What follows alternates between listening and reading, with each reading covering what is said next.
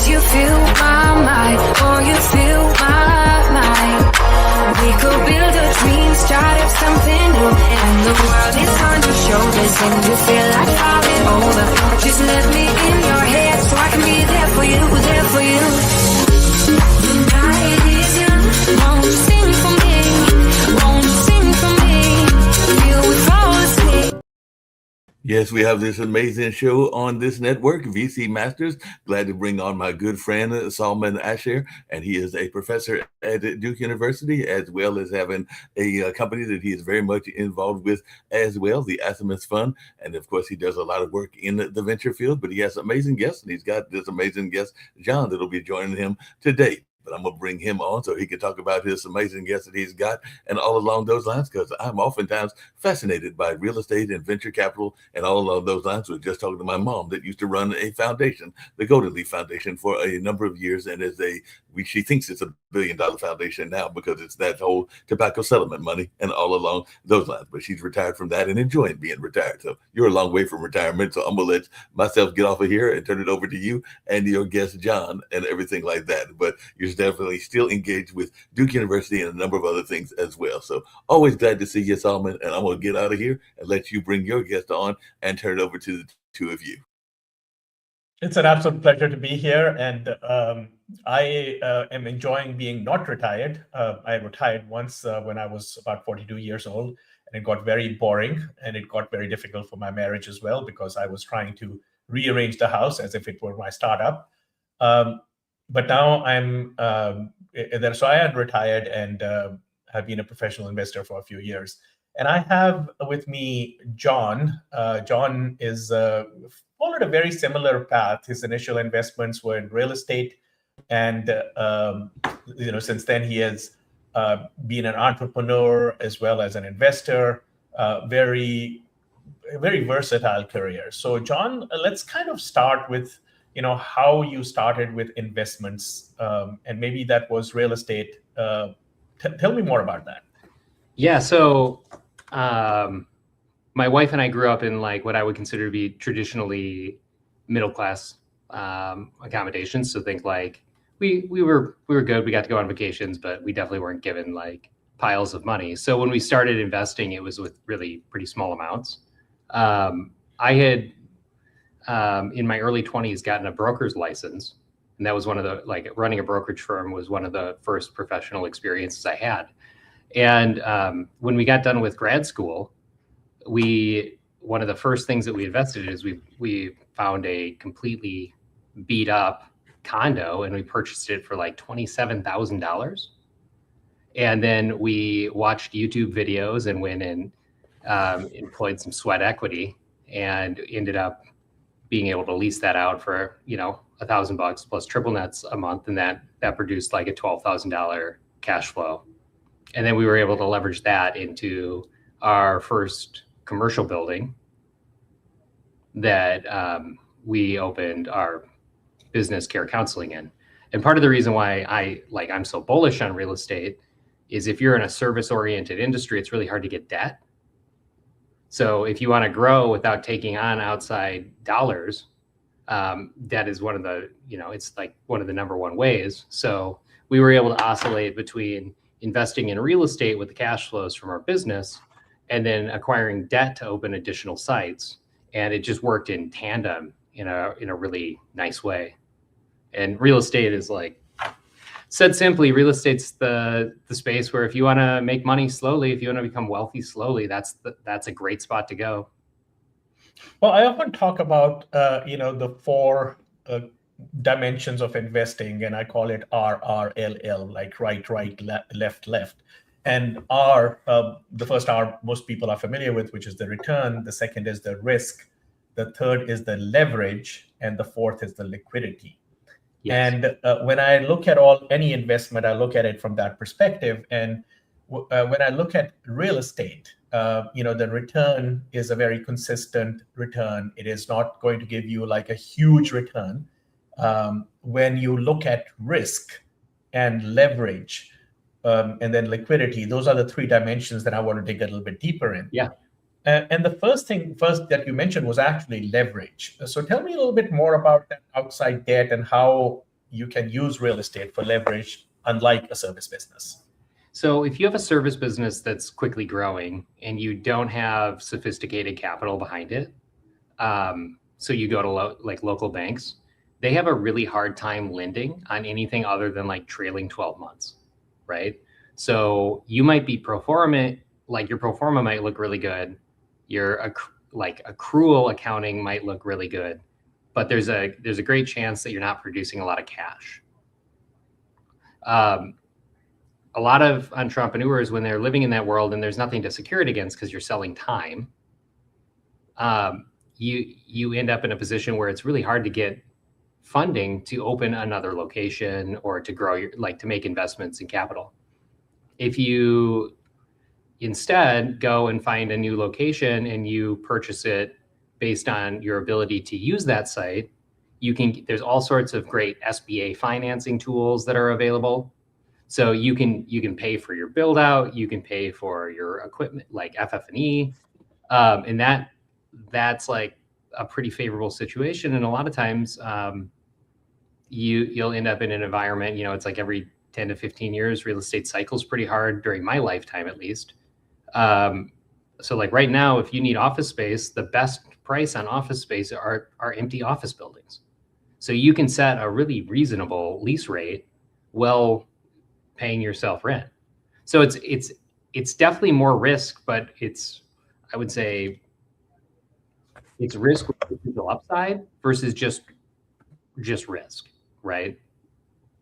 Absolutely. So, so I had two kind of approaches to real estate, or I should say two experiences with real estate. One was more in terms of residential real estate, which we started with, and then the commercial one. And that's why I'm so fascinated, because we have traveled such similar paths. And the residential was a slightly different approach. I never sold a home that I lived in. So I would get a loan on it as an owner occupied, which, as you know, is lower priced than as an investor, stay in it for a couple of years and then move and rent it out. And I accumulated a lot of single family homes, and then also later duplexes or multi-family kind of things to get to the point, because at least in California, the law was that if you have 4 units in one, it still can qualify as a single family. So not single family, but it can qualify as an owner occupied thing. Yep. And the second one was the commercial side. So I'll get to the commercial side a little bit later, but let's just focus in on the residential side. And you mentioned that you bought a fixer-upper, if I could call it that, and then fixed it up, if I could call it that, and then you leased it out. So tell me how the economics of that worked. How much did you buy it for? You said $27,000. How much did we you picked spend? that one up for $27,000. We put $5,000 to $6,000 in, mostly because we did all the labor ourselves. So we had, white collar, expensive jobs during the day, and then we would come home and sweat. That's not for everyone, but it took a project that would have been $25,000 to $30,000 and whittled it down to be like 6 or 7. And that allowed us to be all in on the project around $33,000 to $35,000. But also we had no living expenses because we lived in the construction. Then we were able to lease it out at basically we would net $12,000 a year. So phenomenal return. Yeah, I would not expect that kind of return on traditional real estate, but when you get into distressed assets, you sometimes can get pretty spicy results. That being said, it's so hard to time. So like I said, office right now is exceptionally cheap. Yeah. That does not mean it's a good investment. Yeah. Well, the first home I bought was a bank-owned property, and which means that somebody stopped making payments on it, so the bank repossessed it. And the bank typically gives you, auctions it off, or sometimes just has a very low price just to get it off their books, because it is not in their interest to have bad debt on their books. And then the second one I bought was a divorce home, which again was kind of a fire sale, for the lack of a better word. Yep. So when you use these things like you did, in terms of distressed property or fixer-upper, you can get much better things. So when you're entering real estate, just entering a pure vanilla real estate for an investment perspective doesn't work as well as having some distress to the property that you can manage and fix. And in your case, I would say like another thing that I would point out that you and I have in common is we're buying distressed properties that we have a use for. Yeah. So real estate's much easier when you have a use. Yeah, exactly. And like for example, during and after COVID, the commercial properties were really hit hard. They were really distressed, but buying them was not such a good idea because you couldn't lease them out. There were no tenants. And even if there were tenants, they had relief from the government not to pay rent. And a lot, there was a lot of fraud that was done where people collected money for rent from the government and then skip town and stuff like that. So a lot of those kinds of things happened. The important thing here to kind of reinforce is that you have to have a use, you have to have a plan. Don't get in there just make things up, as you go along. Yeah, I mean, I think like if you have a use and you can get a good basis, it's hard to go too wrong. Yeah. When you're like that COVID example is great. Like if you went and bought office in like when COVID started, because it started getting cheaper, you would have lost an exceptional amount of money over the last 5 years. Absolutely. And I would say it's similar to like any investing. It's like time in the market is almost more important than timing the market. Yeah. And I have a lot of friends that don't understand the importance of investing professionally. They just want to just throw their money around and see if it sticks. Investing is a full-time job.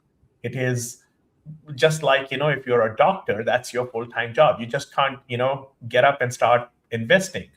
And if you are an investor, you can't just go and do brain surgery. It works both ways. And I talk to so many people that, when I talk to them about investing in the deals that I'm bringing to them, it's, I can just get my own deals. That's okay. Fine, you can get this, but this is what I do all day long. The deal flow I have. And, just like by sitting here, I get emails about the deals and a number of these I can't even look at. So unless, somebody is connected to me, I don't even look at deals. And you are here sitting and working very hard to get each and every single deal. It's like, why would you want to do that? But let's see if we can, there anything more that you want to say about the residential real estate, because then I want to switch to the commercial. I mean, I think like residential real estate, if you're young, roommates are wonderful. Like they might stink at the time, but that is an easy, well-trod path. Just put those dollars towards paying down principal. It is wild how much money you can save by making early payments on like a traditional mortgage. Actuarial science is worth understanding, right?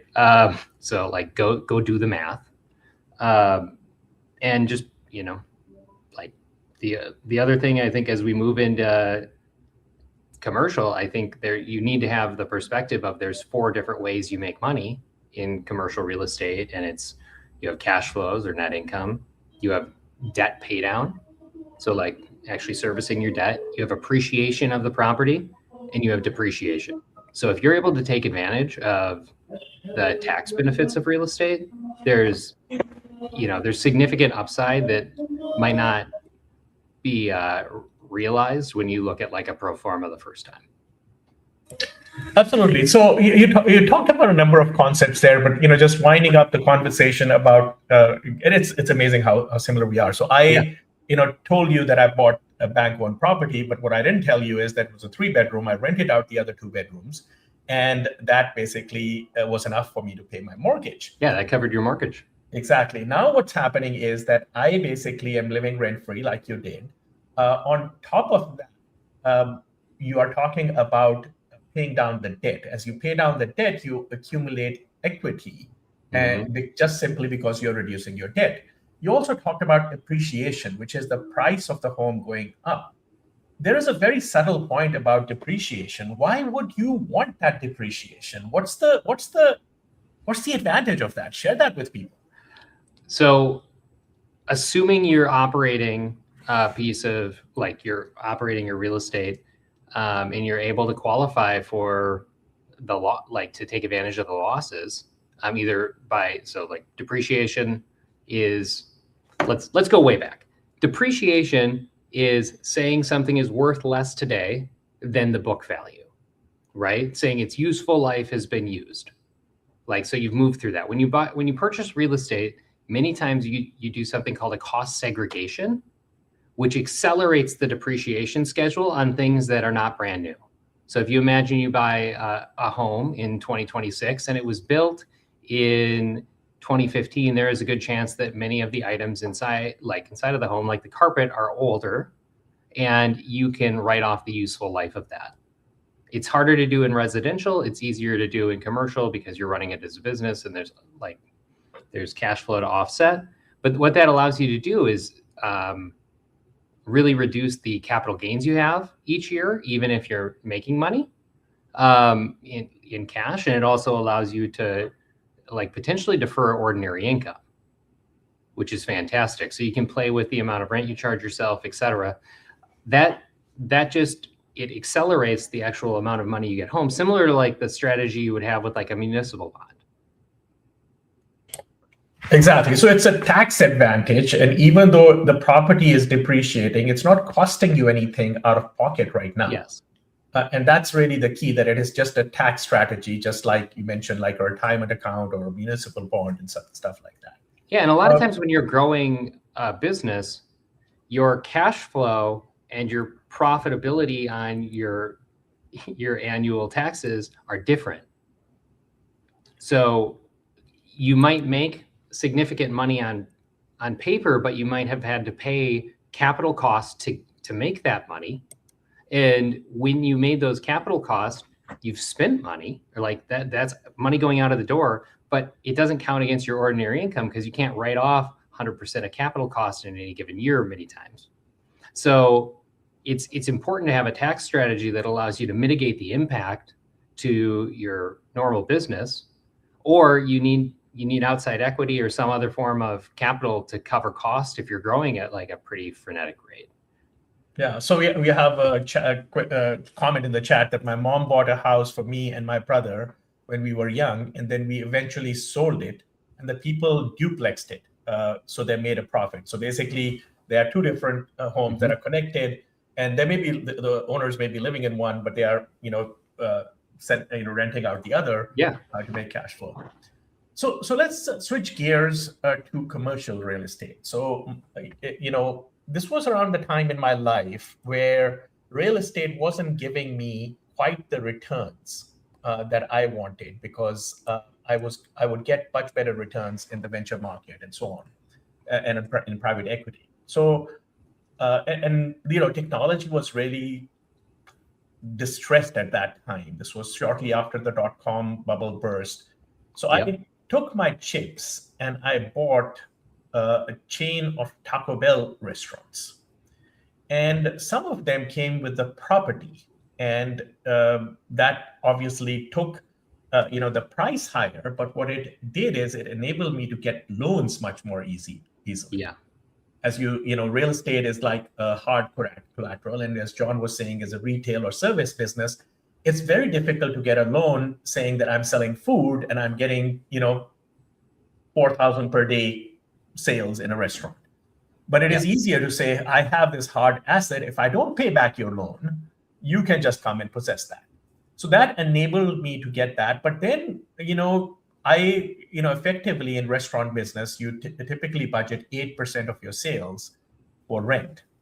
And the higher your rent is, the higher your sales are. And unlike homes, where the price is based on the value of the property, in commercial real estate, the price is based on the rent or the income you can derive from it. And there's a concept called cap rate that comes up, and we'll get into all that.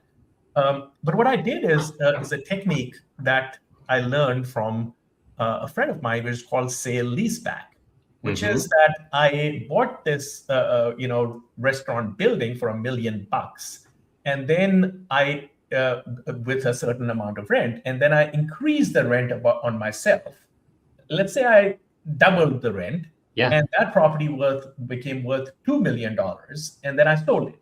And the reason I could do that is that the profits that I was getting in the restaurant industry were like, it was the return on investment there was like 20 to 30%. And the real estate was giving me something like 8% when we talk about cap rates a little bit later.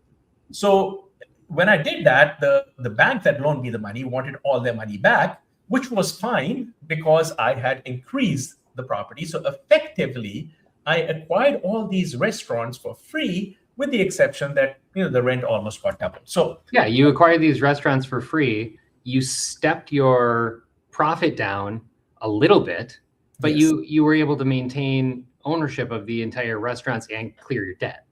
Exactly. Chef's kiss. Yes. and I didn't even have to run these restaurants. There was, it's a fast food restaurant. There's a whole operating system they have, the whole menu they have. But I did that. Actually, one of my ventures did come out of that, and we'll talk about that. But let's kind of. I also participated in sale leasebacks. So when I sold, like we were doing this while we were operating Care Counseling, but even when we sold Care Counseling, we held on to all of our real estate, and then we turned around and we sold it once United Health was the tenant. Yeah. Because so effectively what a cap rate is it's a percent of expected return, and that is the denominator. And then the numerator is your NOI, so your net operating income. So said simply, it's just if you have an 8% cap rate and 100% or $100,000 NOI, it's just 100,000 divided by 0.08. And that's how you use a cap rate. You can shrink the cap rate, meaning create a lower expected return if you have a higher quality tenant, just like you can have cheaper debt if you have a AAA rated bond. Yes. So anything you can do, like extend the term, improve the quality of the tenant, et cetera, you'll reduce that cap rate. And that's where you can start getting like incredibly significant returns. But that's different than just like a long-term home like the duplex. Yeah. And to your point there with Taco Bell, because it's a proven business model, it is a better tenant than Taco Salman. As a single thing, because restaurants, by the way, have one of the highest failure rates, and that's a whole other show that we can talk about. But tell me more about other experiences you had in commercial real estate. I mean, I would say sale leaseback is a pretty good one. Just we should maybe spend another second on that, because it's one of the best ways, like especially if you're a founder or you have control over like an operating business, it's one of the easiest ways to go create like a couple $1 million. So simply by, like with your Taco Bell example, if you walked in and they had 2 years remaining on those leases with themselves, and you simply extended that lease to 10 years at the same rate, you would probably get 1.5 points cap rate compression. Absolutely, because it's a longer term commitment, and that's what I did. And the interesting thing is that as a restaurant operator, you also want long term lease. Yes. Because what you don't want to do is build this business in this particular location, and after 5 years have to find another place. And there's a huge amount of money that goes into remodeling these places. So franchise business is something, maybe we can talk about franchise business, but it does reduce your risk, but you pay for it. I used to pay 10% of my sales to Taco Bell off the top. I had to pay for all the improvements, and every 5 to 10 years, Taco Bell wants you to remodel. So if you remember, like those old mission style Taco Bells, you don't see them anymore. You see all these modern looking Taco Bells now, and each one of those renovation can cost from several $100,000 to over $1 million, depending on what property you're doing, and the owner has to pay for it. So when you're paid for that, you want a long-term lease. You want that 20-year lease, which interestingly is going to also help you sell the property for more, because the other side is going to get a guarantee as well. It can also help you sell the business, because you can give yourself transfer rights that are far more favorable as a tenant, et cetera. So there's like sale leaseback. It's a little known secret, but it's like when you want to, if you dig into like the Dollar General, Family Dollar story, they made billions of dollars off of doing sale leasebacks. So they would go into rural America, buy an acre and a half of land for $10,000 or $15,000, put up a pole barn effectively, sign a 15-year lease, and then sell it at like a 6 cap. So they would go from like putting, let's call it $1.5 million into a property, and then they would flip it for 15 million. But every single element of the lease term, the location, et cetera, they picked all of those. And so they had standardization, but that allowed them to fund future growth. So this is a well-trod path. Yeah, absolutely. So sale lease back is when you buy a property with a certain lease terms, you improve the lease terms either by increasing the rent, which you can do, sometimes by renovating the property, sometimes just because the lease is old and renewing the lease, things have moved and it's more expensive. And then you have also a lot of other things that you can do, such as extend the term of the lease and make it longer. And that enables any investor to have more guaranteed income, and everybody is happy in the end. Yeah. Any other thoughts? This is one of the few things where you can go and quickly accelerate the value of a building, but you can still look at the buyer of the property as the seller and feel good about what you've done, and they understand what's happened. Definitely. So they recognize that there's been economic value created. So any other thoughts on commercial real estate? Any other experiences? Yeah, I mean, I would say like there a very quick thought is, if you're thinking about investing in commercial real estate and you're doing it through a fund, meaning you're investing through some general partner relationship, I would suggest time those investments out over a period of 3 to 5 years and across a number of different partners, just to give yourself the ability to be right. Don't try to make a single piece of real estate that you're not controlling and don't have a use for your key bet. It's much better to make 5 $25,000 or 5 $100,000 investments than one $100,000 investment, because the likelihood that it does not go well is significant. I also think like real estate investment trusts are like a wonderful tool. If you buy in at the right amount of time, you can get nice dividends. They're relatively safe. And yeah, the only other thing I would mention is 1031 exchanges are a gift from the IRS. So a 1031 exchange allows you to sell a piece of property with a gain, and then roll the entirety of your gain from that investment into another like type of property, meaning a piece of real estate that is similar. So all commercial real estate effectively qualifies for all replacement real estate. So you can sell an office building and buy a multifamily building, and you can extend the qualified nature of those gains, which allows you to significantly increase your position over time.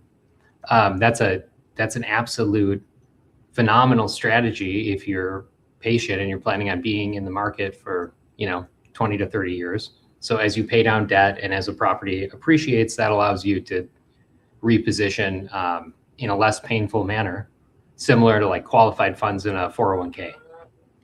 Well, we have a minute left, and there's a question: how important is SEC in high dollar deals? Is that something that is regulated in real estate? I have not experienced that. Have you? I mean, I think if you're fundraising and you're going over whatever the limit is, you need to make sure you're a registered broker dealer. Yeah. But for most real estate transactions, it's non-existent, which also is a great reason to buyer beware. So in general, real estate scores very highly on risk, and in other words, there's low risk. Very high on leverage, because you can leverage the debt. It scores low on return and liquidity, because it's not easy to sell real estate. It's not like selling, your car, for example. The most liquidity you have is cash you have in your mattress. Then after that, the bank checking account and so on. So 100%. It's not as liquid. It's slower. But I would say it's a great thing to do if you're starting out and you need a place to stay. You might as well put those dollars to work. And additionally, 10 to 20% of your portfolio being invested in real estate long-term is not a terrible strategy. Wonderful. But Well, talking. If you're like Dr. Azar, though, you know, do VC. Yeah. So we'll talk more about that, but right now we need to go. We can't stay any longer because we don't own this StreamYard property.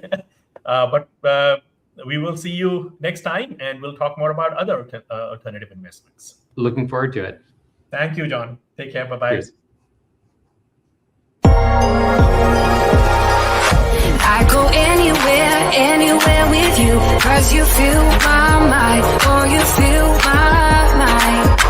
We could build a dream, start up something new, and the world is on your shoulders, and you feel like starting over. Just let me